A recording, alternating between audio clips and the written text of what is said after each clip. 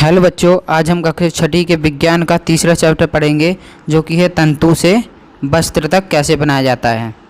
ठीक है, तो ये हमारा बहुत इंपॉर्टेंट नोट्स हैं, इसको आप नोट कर लीजिए, इसको याद कर लीजिए, आपको पाठ पढ़ने की ज़रूरत नहीं पड़ेगी।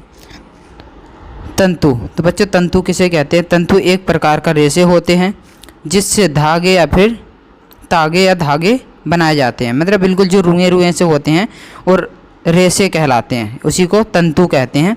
और उन्हीं से फिर क्या बनाए जाते हैं? धागे या फिर तागे बनाए जाते हैं। ये दो प्रकार के होते हैं, एक प्राकृतिक तंतु होता है, एक मानव निर्मित तंतु होता है। तो प्राकृतिक तंतु देखते हैं। जो तंतु पादप और जंतुओं से प्राप्त होते हैं, जो तंतु पेड़ पौधों से और जीव जंतुओं से प्राप्त होते हैं, उन्हें प्राकृतिक तंतु कहते हैं। जैसे कि कपास हो गया, रुई हो गया, जूट हो गया, रेशम हो गया और ऊन हो गया, ये सभी क्या है? प्राकृतिक तंतु कहलाते हैं। जंतुओं से प्राप्त तंतु, यह है हमारा रेशम और ऊन, ये जंतुओं से प्राप्त किया जाता है।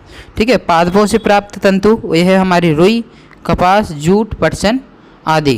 अब आता है संश्लेषित रेशे, जो कि मानव द्वारा रासायनिक अभिक्रिया के द्वारा बनाया जाता है। रासायनिक पदार्थों से बनाए गए तंतुओं को संश्लेषित रेशे या फिर संश्लेषित तंतु कहते हैं। जैसे पॉलिस्टर, नायलॉन, एक्रिलिक, रियान इत्यादि। ठीक है, अब आता है वस्त्र। वस्त्र तागे या धागे से बने वस्तु होते हैं। मतलब धागे को बुन करके एक वस्तु बना लेते हैं, एक बहुत बड़ा सा कपड़ा बना लेते हैं। ठीक है, तो ये वस्तु होते हैं। वस्त्र बनाने के लिए तंतुओं को तागों में परिवर्तित कर दिया जाता है। जो तंतु होते हैं उसको धागा बना दिया जाता है और फिर धागे से क्या बना दिया जाता है? वस्त्र बना दिया जाता है, कपड़ा बना दिया जाता है। अब आता है पादप तंतु क्या है? ठीक है, पादप तंतु रुई। ठीक है, रुई एक प्राकृतिक तंतु है जो हमें पौधों से प्राप्त होता है। इससे तेल के लैंपों के लिए बत्तियां बनाई जाती हैं। आपने देखा होगा, दिया जलाते हो तो उसमें जो बाती लगाते हैं रुई की ही लगाते हैं। अब आता है कपास। कपास की प्राप्ति, कपास की रुई कपास के फल से प्राप्त किया जाता है। कपास के फल परिपक्व होने के बाद कपास वालों के कपास हस्तचयन द्वारा प्राप्त किए जाते हैं। अब आता है कपास ओटना। कपास के रुई से कपास के बीजों को कंकतन द्वारा पृथक अलग किया जाता है। इस प्रक्रिया को कपास ओटना कहते हैं। अपनी भाषा में कैसे लिखेंगे कपास ओटना?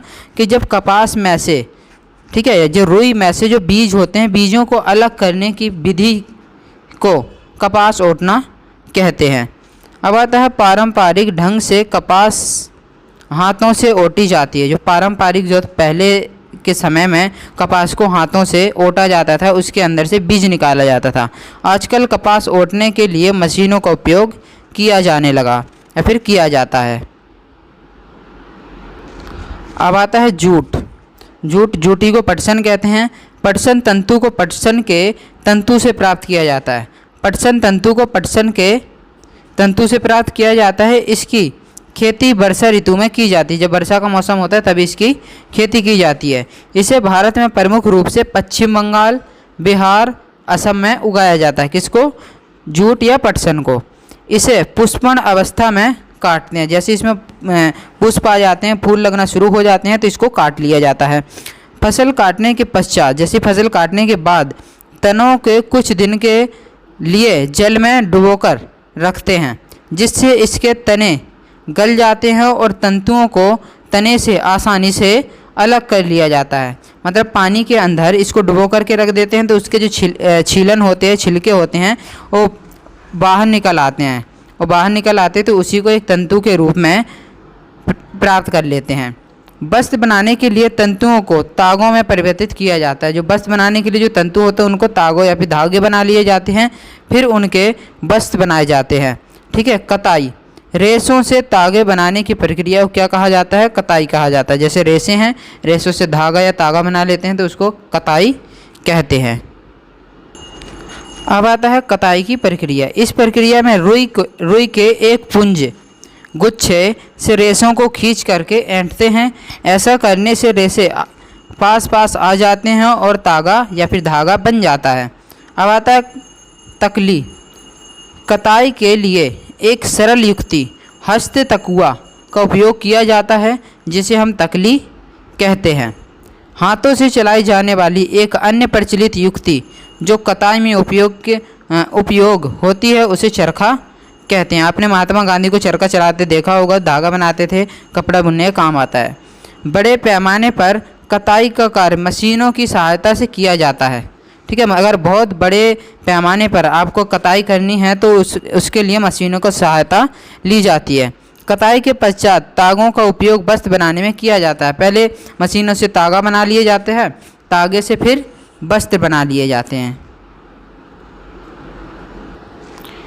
तागे से वस्त्र बनाने की कई विधियाँ। ठीक है, तागे से वस्त्र बनाने की कई विधियाँ हैं। ठीक है, बुनाई। तागे के दो सेटों को आपस में व्यवस्थित करके वस्त्र बनाने की प्रक्रिया को बुनाई कहते हैं।